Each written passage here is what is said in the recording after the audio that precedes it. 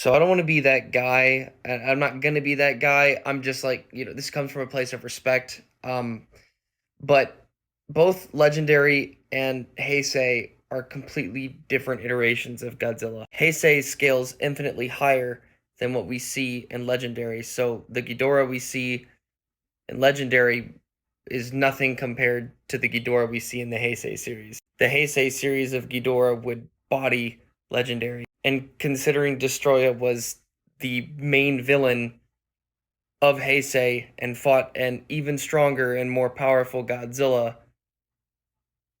it would body that Ghidorah with no problem. The Oxygen Destroyer we see in Legendary is different from the one we see in the Heisei series. While it may still have somewhat of the same effects, it's a different iteration altogether. What happened, how the story played out, how the characters interacted, everything is different. They may have the same names like some of the human characters and some of the monsters, hence Godzilla, but they're still very different in many different ways. So in the case of Destoroyah and Ghidorah, based off of feats alone and how it all played out, Destoroyah would in fact win. And it's not just oxygen destroyer energy and whatnot, it's also the powers that are involved within the character themselves that would constitute being able to beat another said character. And based on what we see in the Heisei series, it's pretty evident that Destoroyah would wipe the floor with Ghidorah. So there's that. For instance, it's like